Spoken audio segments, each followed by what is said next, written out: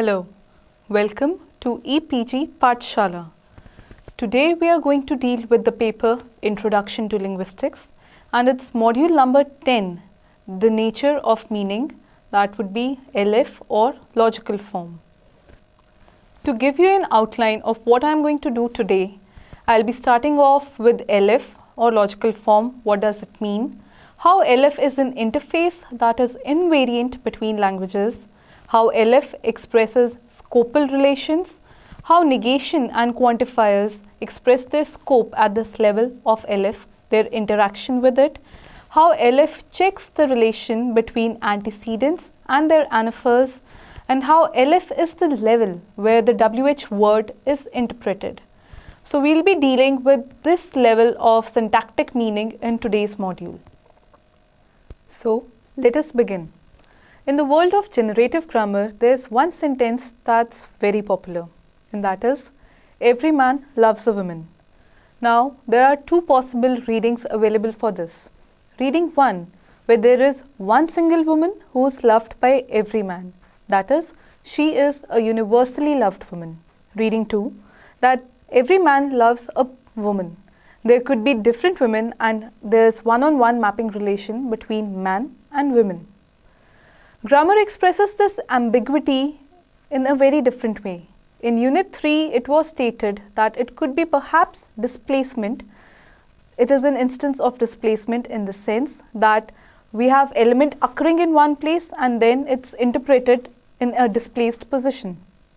Grammar indicates two ways of expressing this ambiguity, and that is by moving the quantifiers every and a in different ways. One reading could be got when every is occurring before a, and another reading could be got when a is occurring before every. Since both the interpretations are possible with one sequence of word orders, it means that there must be one invisible rule that is moving these quantifiers in such relations. This invisible displacement rule occurs in a level called logical form or at the level of LF. The ambiguity mentioned in the previous discourse between old men and women and old men and women is very different from the nature of ambiguity in these two sentences, because the ambiguity mentioned before could be resolved by giving different syntactic structures to that phrase, whereas this is not possible in our current situation. In Unit 9, Chomsky's examples of flying planes can be dangerous and visiting relatives are a nuisance were discussed. In Unit 9, Chomsky's example of flying planes can be dangerous and visiting relatives can be a nuisance were discussed. What these examples showed us was that a sentence with one grammatical frame can have more than one meaning, and the two meanings were disambiguated based on different structural descriptions given to them. Let us look at the first structure available to us. In this, flying and visiting, these are taken to be adjectives modifying the nouns planes and relatives. In this, the subject of the sentence is a plural noun phrase, flying planes, visiting relatives. And if we were to give a verb which will agree with the subject, that verb will have plural agreement on it. This can be shown by sentences 2 and 3 on the screen. Flying planes are dangerous, visiting relatives are a nuisance. This is the first structural available to us. Now if we see the second structural description, in this case there is someone who's flying planes or there is someone who's visiting relatives. The subjects of these sentences are activities which can be represented by flying planes or to fly plane. And if we were to disambiguate them, we would use a verb which has singular agreement with such subjects in these cases. Case in point, see sentences 4 and 5 on the screen, where we have unspecified subject in the NP, which is going to take flying planes as the VP predicate to it, which will have is as the verb agreeing in singular with it, followed by dangerous. Similar is the case with unspecified subject visiting relatives is a nuisance. Now the previously discussed sentence, every man loves a woman, that ambiguity is not a similar ambiguity. This ambiguity is represented at that level of syntactic representation which cannot be shown in the visible syntax, and this level is called as the level of logical form. Now this LF is claimed to be a syntactic level of meaning or semantics. Operations in LF take place in the covert part of syntax as opposed to the overt part of syntax. Now, the discussion which is going to follow this is about those aspects of meaning that have a relevance to the level of syntax.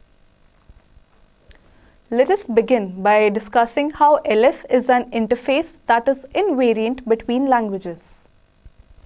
Chomsky 1980 very clearly stated that our mental representations in mind have form and meaning of sentences.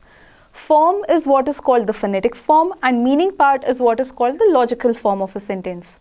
Now languages vary in how the form of the sentence is looking like, but all those forms, they express the same meaning. Case in point, take the data on your screen which is talking about 3 languages, English, Hindi and Kannada. The boy ate a banana, ladke ne kela khaya, and pardon my pronunciation, hudagunu, balehanu, tindanu. The form of these 3 sentences vary, but they all mean the same. What do I mean when I say that languages differ in their phonetic form? By that I mean that there are different words or morphemes for the same thing, activity or event in the world.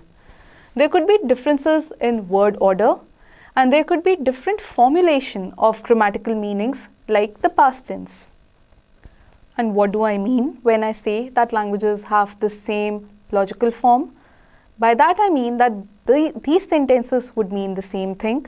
They would refer to the same event in the outside physical world, and they would become true under the same conditions in the world. Thus, LF or logical form is invariant in the world's languages. A formulation of it in the later theories of syntax, primarily minimalist theories, puts this as logical form and phonetic form are the 2 interface levels that interact with our conceptual systems and the articulatory systems. Moving on to the next topic, how LF expresses scope relations. Now, phenomena like quantifier scope is typically expressed at the level of LF.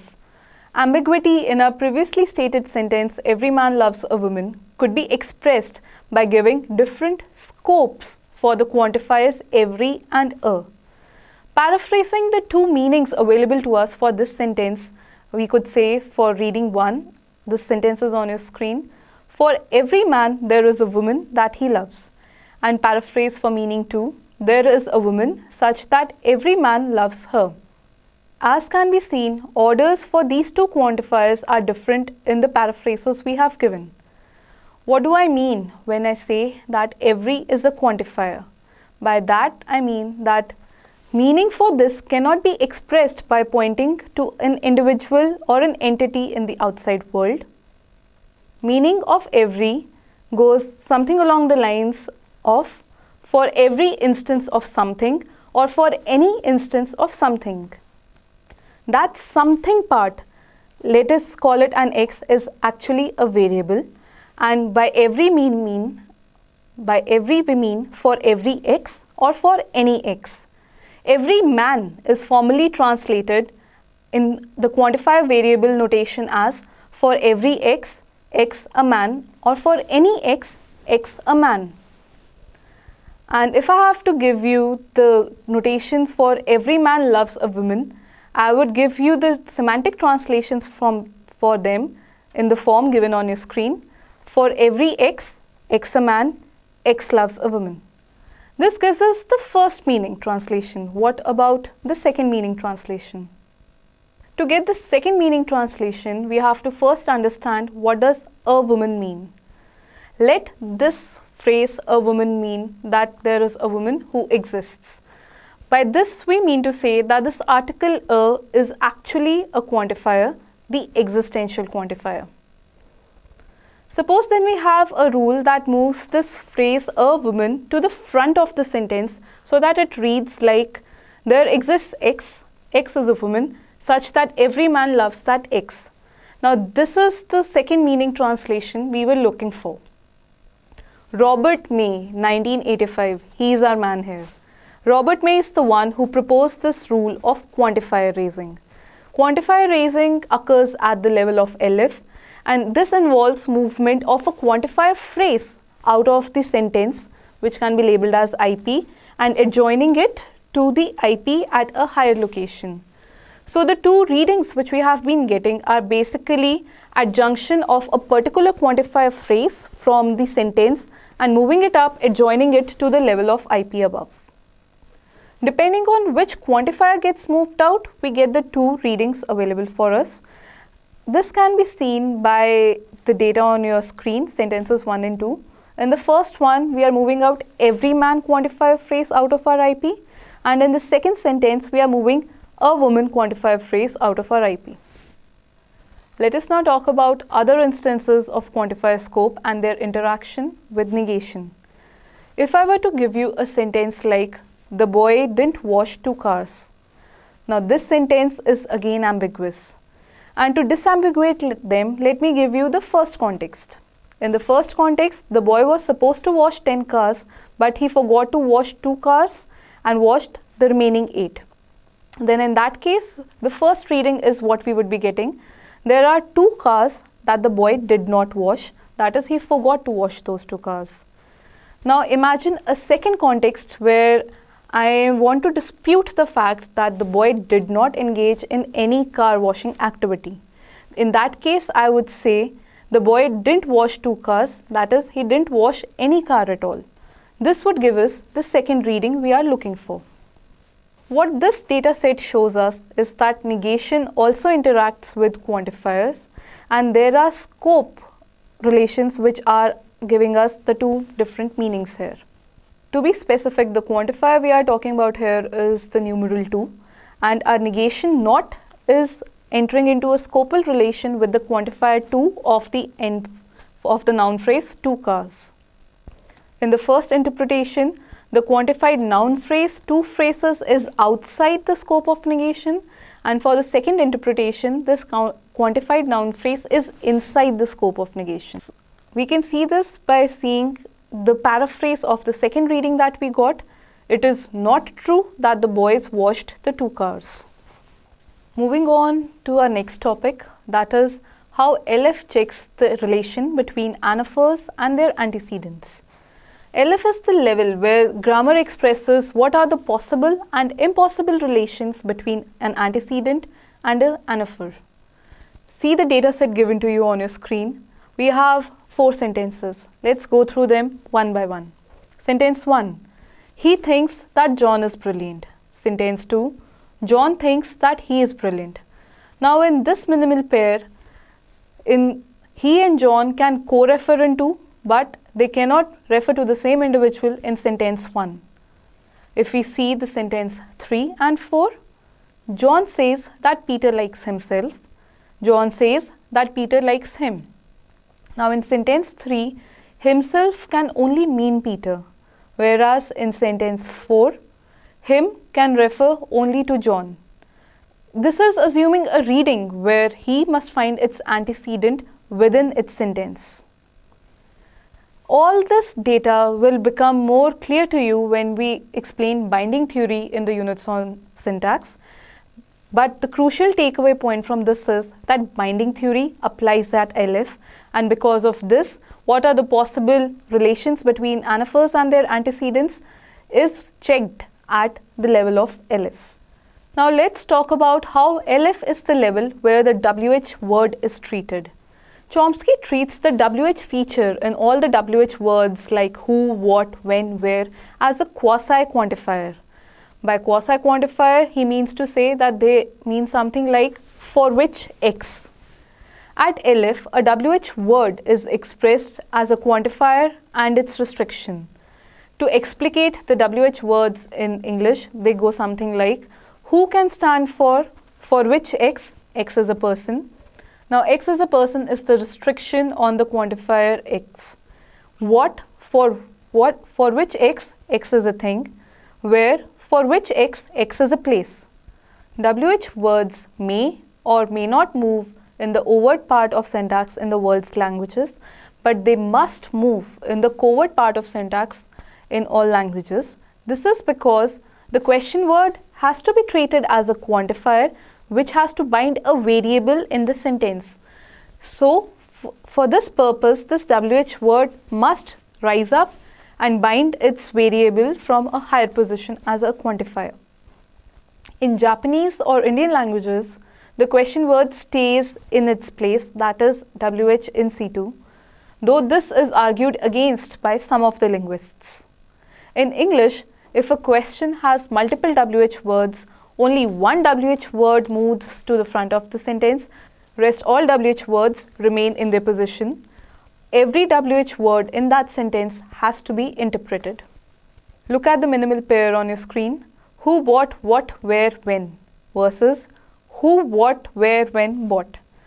This shows us that only one WH word in English can move to the front. If we try and move all of them, then that sentence becomes ungrammatical for us. Question words also have scope. Where the question word is interpreted at the LF, that indicates us what the scope of that WH word is. For example, there are some question words that only take the complement clause as their scope. This can be seen from the sentence, I wonder who came. Now in I wonder who came, the matrix clause I wonder has no question meaning. The question meaning is coming from the embedded clause who came. This can be translated like this, I wonder for which X such that X is a person, X came. This showed us WH word taking scope in the embedded part of it. Now let us look at an example where the WH word is taking a wide scope at the matrix level. Who do you think came yesterday? Now in this sentence, our WH word is taking scope at the matrix level. This sentence, or rather this question, could be translated like, for which X is a person, you think X came yesterday. And if I were to give you another example of this, what do you think I bought yesterday? For which X is a thing, you think I bought X yesterday. This shows us that WH words do take different scopes, and where they are interpreted at in LF tells us what the scope of that quantified WH word is. To summarize what has been said in this module so far, I would like to use a quotation by Jackendorf from his 1997 work that goes like, according to one of the earliest works making detailed use of logical form, May 1985, it is supposed to encode whatever portions of syntactic form are relevant to semantic interpretation, those aspects of semantic structure that are expressed syntactically. Secondly, the contribution of grammar to meaning. Jackendorf further quotes Chomsky 1979 when he says, I use the expression logical form in order to contrast it with semantic interpretation. And he uses this level to designate a level of linguistic representation that is incorporating all semantic properties that are very strictly determined by linguistic rules. LF as a level is concerned with how meaning is put together in the syntax by composing words or putting words together. Syntax is compositional, meaning is also compositional. LF is not concerned with purely inferential rules in semantics such as if P, then Q, etc. It is not concerned with the dictionary meaning of words, nor is it concerned with the pragmatic aspects of meanings such as the use of a question to indicate the disapproval in a sentence like, are you going to eat that? Thus, LF is the level where we talk about the nature of meaning that is relevant to us syntactically. Thank you.